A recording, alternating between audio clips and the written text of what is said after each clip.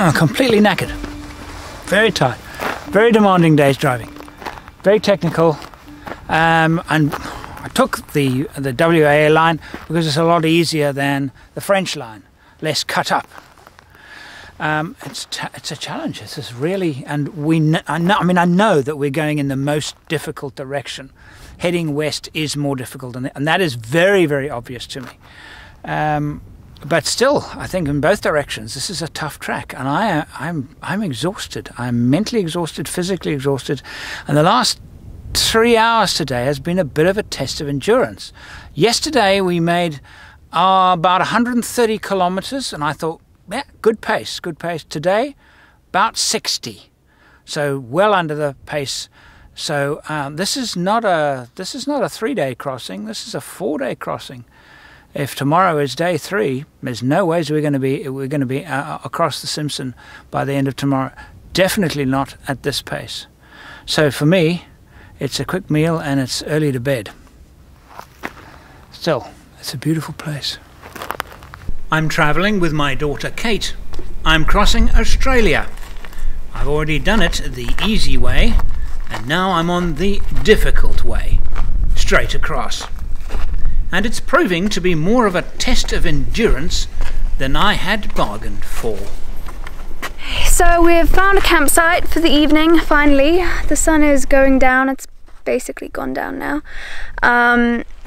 We're both pretty exhausted, to be honest.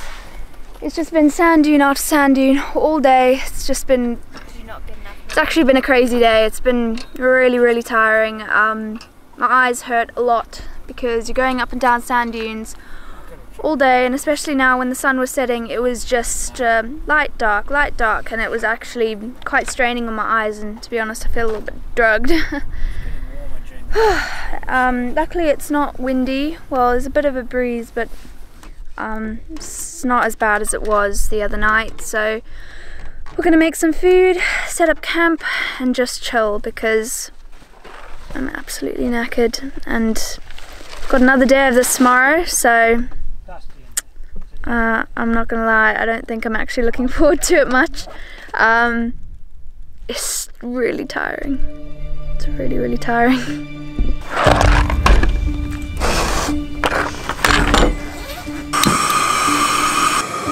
That's a lot of mushrooms for, and then plus yeah, but they shrink. True, they do shrink. Do mushrooms.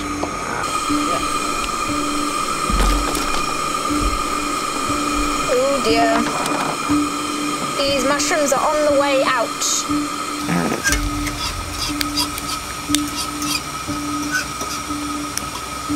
This is dinner. Very, very exciting while you eat it because it's got mushrooms in it and you never know if you're actually eating a moth, so it adds a little bit of danger.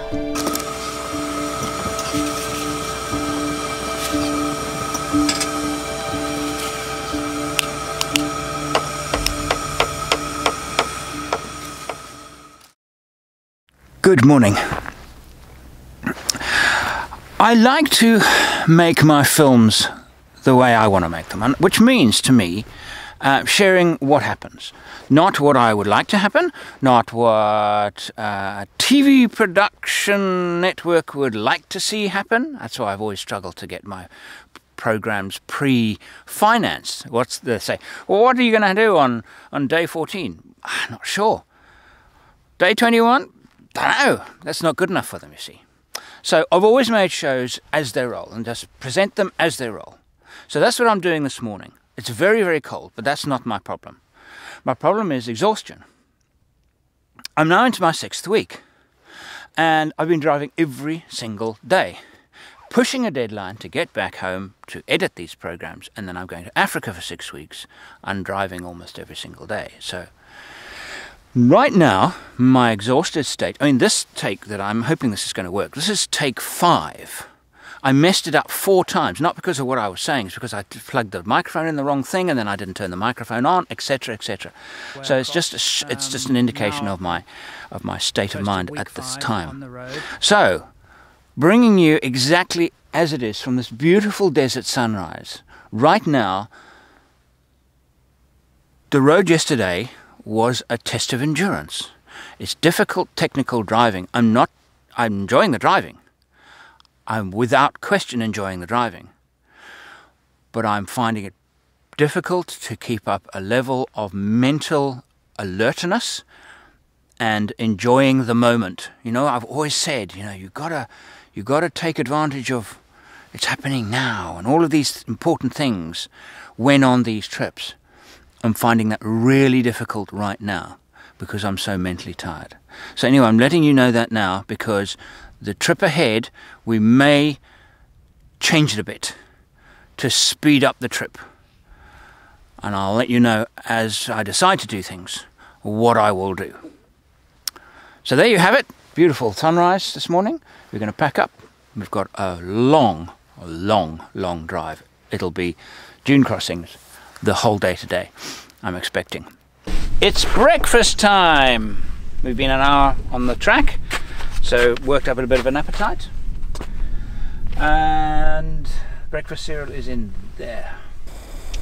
It turns out that we're not the only ones on the track looking for their breakfasts. He needs more traction, this guy. Yeah? He needs one of those 6-wheel drive conversions. But, oh, yes, of course he is 6-wheel drive. Look at him go. Now this here is by far the tallest dune. It is double, if not triple, the height of Big Red. So again, I don't understand the hype about Big Red. A couple of days ago, we conquered Australia's so-called tallest sand dune, Big Red. I still cannot understand what all the fuss is about. This was the wrong way, so I went up it, took 3 attempts, again, low third, up she popped. Now I'm going to have to go back down because the way we're actually supposed to go is that way.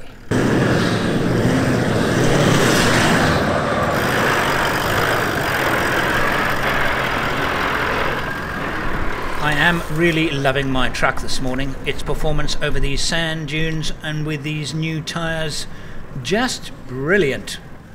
So that was fun, but completely unnecessary. Yeah. Okay, away we go.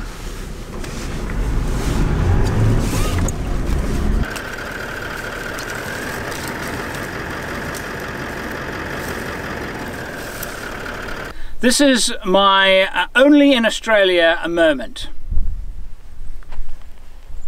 A desert track where the average car count is probably 2 vehicles a week and they have a speed restriction. I doubt if we've ever got to 40 in the last 3 days.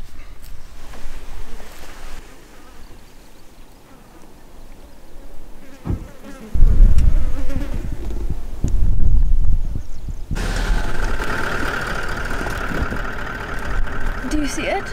I just saw my first dingo. It was pretty cool. Ran out in front of the car. I got such a clear view of him. He's absolutely beautiful. He looks a lot more wild than a dog. Definitely. I kind of just pictured it like a dog, but definitely more wild. So yeah, that's pretty cool. My first dingo. My second dingo. I saw one a while ago, not on this trip, on a previous trip. Honestly, I did.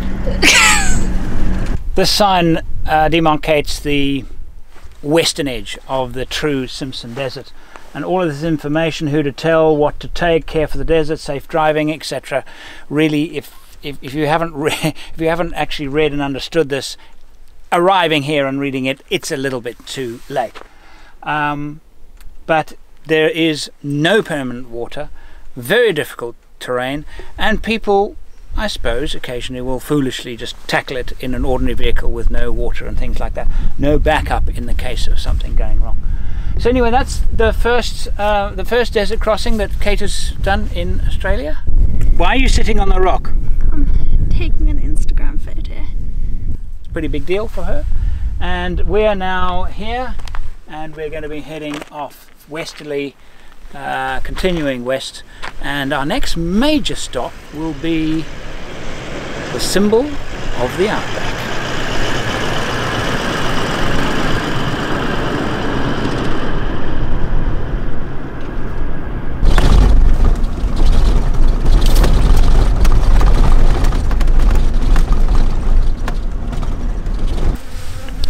Surprised to come across these.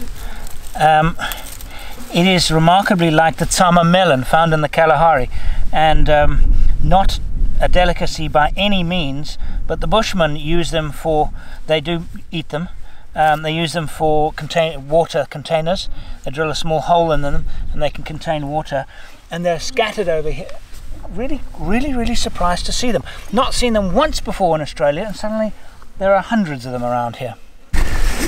And the flies are back with a vengeance, so I'll run quickly into the car, get it, hold it quickly, get in the car before they chase me, and close the door. Wow, they're back by the billion. Strange, but you know something, it's very green here. It means there's a lot of water, there's been a lot of water. It means we're back in the wet areas, and therefore the flies.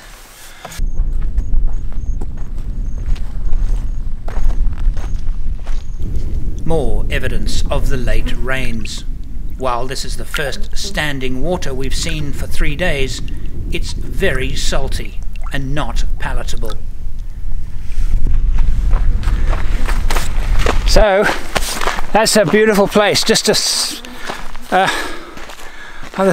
opportunities for photography here are just extraordinary if you can just live without the flies.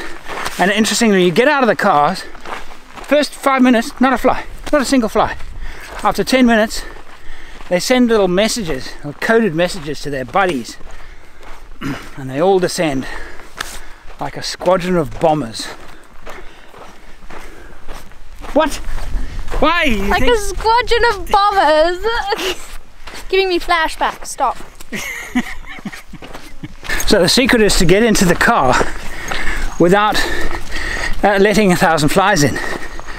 And that's not easy, and we have been trying to perfect it for the last few days, and I'm pleased to say that we've got absolutely nowhere. And the worst is when they go in your mouth. Okay, so now shake it around the camera, shake it around, and climb in as quickly as possible, and then close the door. That's a record. We've only left 30 flies in. We're getting better at this.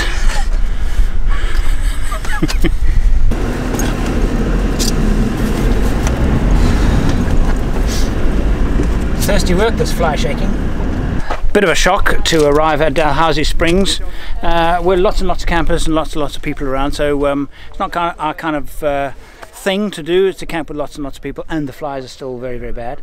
But basically it's a spring, like a large upside down shower rose, and in the earth there are approximately 80 holes called Mound Springs, and we're from the great artesian basin. Water basically just filters up through, keeps it full, and it's very warm. There are 3 fish species, 6 water snail species, several small crustaceans, and possibly a yabby and frog species, all living in Dalhousie Springs and nowhere else on Earth. Quite warm. Is it salty? No, it's not at all. No, I don't think so. That's a decent ball. Not even tiny bit salty. I'll put that up there and I'll give it away back. You want me to take it from you? Yeah, put it up there. I just put some water. Hey, your beer's a bit warm. That's water, but the water will blow away. So I can get it back again when I come back.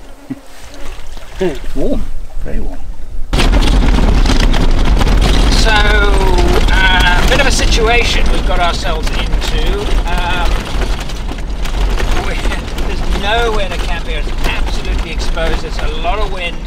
It's completely exposed. The road is brutal. This stuff it tears tires to pieces, this stuff. And I've got pressures really, well, I'm down at dune pressures, and I shouldn't be driving at such low pressures. but I'm chasing the sun. I want to get to, there's a town called Mound Springs, which is not too far from us now. I'd really like to get there tonight, so I thought, well, let me just pull back on the speed a bit so I don't damage the tyres. And so it's a catch-22 situation, but it's horrible, this stuff. I hate this kind of road. And there's nowhere to camp, so I'm just going to push on. I'm just going to push, and try and find a place to camp, and hopefully we find something before it gets completely dark, because then to find a wild camp in complete darkness is really difficult. Anyway, on we soldier.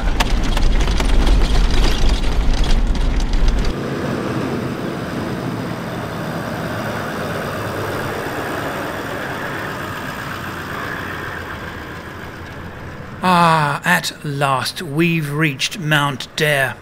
But it turns out it's not what we expected at all. We're just picking out a spot to put the car, getting it level. This place is pretty cool. I love places like this. We thought it would be a town. It's not a town, it's a hotel, it's a camping ground and a little, I don't know if you can even call it a pub. Mount Dare is, we thought it would have a town, we thought it would have all of these other things because there were signs saying Mount Dare Hotel. It must be a town. No, it isn't, it's a hotel. That's all it is. It's a hotel with camping ground. Anyway, that's where we're here and we're going to eat out tonight. Mount Dare is just that, a hotel, bar, restaurant, fuel stop and campground in the middle of nowhere. This is what you call an out-of-the-way place. The middle of nowhere. That description doesn't do this place justice. Basically what I sold it to. This beer, for example, is from a local microbrewery. Local? In this part of the world, local means within 1,000 miles. How's that? That's nice. How's? It makes me most frustrated. We expose the brickwork. Cheers, me dears. Very nice. I do trust that the fish was caught this morning. It was fresh. I caught it myself. Went out Yourself? early. Yes. You're such a friend. Thank you very much. He's been planning that since we got here. I cannot begin to explain how good it feels not to be eating pasta. Beats your camp the camp cooking. I told you not to insult my cooking. You're going to find a big green one. Isn't that rather loud? We're being stared at. So you met 3 different people that know you today. 3 different people that know me today. Yes, that is true. Strangers just driving past, stopping us, waving us down. Hey! It's quite nice, I guess. But I'll tell you something, I didn't expect this. What, a really nice meal like this This tonight? is good. Yeah. It's a really nice meal. All finished? Oh, it was very good. Very good indeed. Thank you. Thank you. You're Andrew, right? Yes, I am. Seen lots of your YouTube videos. Oh, right. Yeah. Nice of you to Didn't know you were notice. coming through here. Yeah, we've just crossed the Simpson. That was fantastic. Okay. Loved it. Loved every minute of it. All right.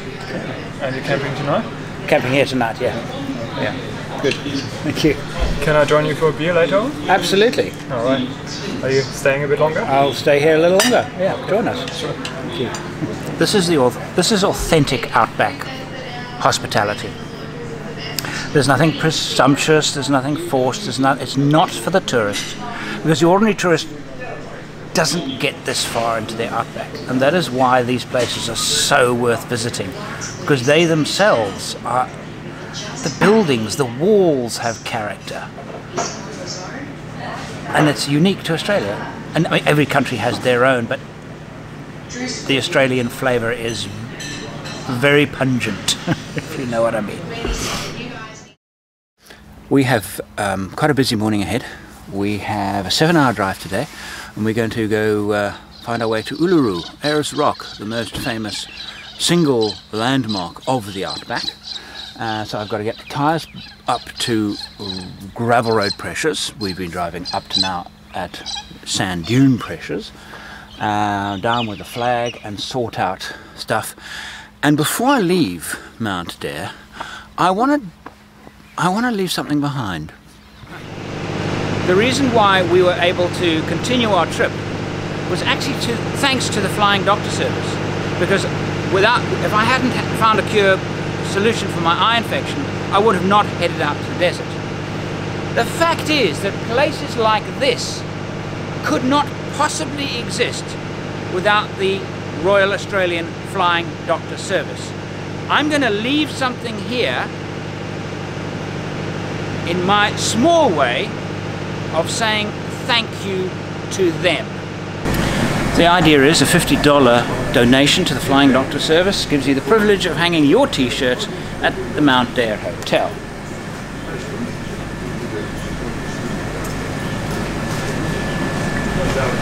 There you go. We'll now go and hang this up. Actually, we'll do Andrew and Kate.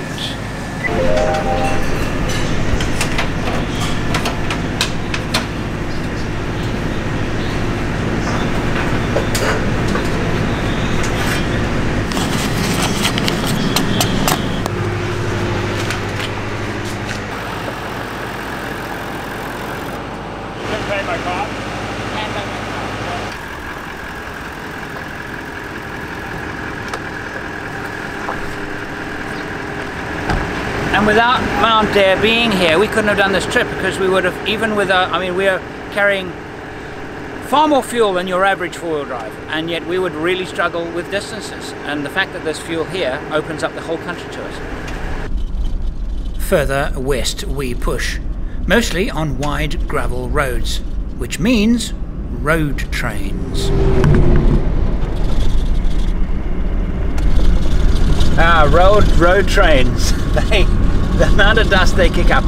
Trying to overtake them, you have to use the radio really if you can get close enough behind them to actually see what frequency they're transmitting on. But there are some standard frequencies. I don't know what they are, but they are allowed to be different lengths in different parts of the country. But I know the longest, I believe it's the longest, Western Australia, they can be 56 meters long. That one there was probably about 35.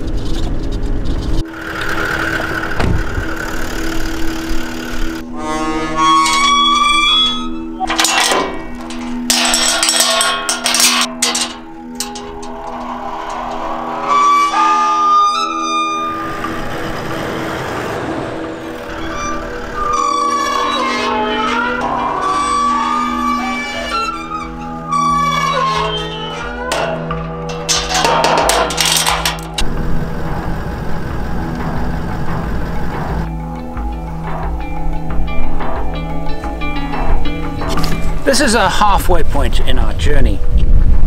This is the exact, precise halfway point, geographical centre of mainland Australia. It's called the Lambert Centre, and I owned a mapping business, and I remember poring over maps and working with maps and looking at the Lamberts. The word Lambert, the name Lambert, came up again and again and again in cartography, in spherical map projections, projecting a spherical Earth onto a flat sheet of paper. He was a giant amongst cartographers, and this is a plaque commemorating Dr. Bruce Philip Lambert, OBE, 1912 to 1992. Thoughts, real rural. I'll write real surreal. How about real surreal? Real. We're about 100 kilometers from Uluru, and it's appeared in the distance. And what is striking about it immediately is this slab of rock in amongst the flat nothingness, an endless flat nothingness, and this monolith sticking out of the earth. And it's very visible, and it's almost 100 kilometers away. It's really something.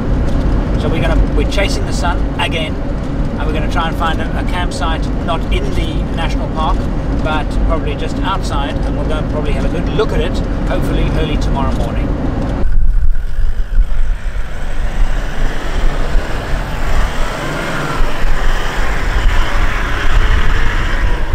We've pushed on all day, and pretty exhausted, we've found to our delight a secluded spot on a sand dune. In the distance, we can see Uluru. This is perfect.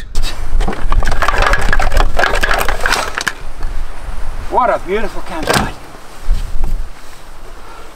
Hey, what do you reckon? Really nice. Away from everybody, nobody around. Actually gorgeous, because the sun will come up over there, and then we can see the big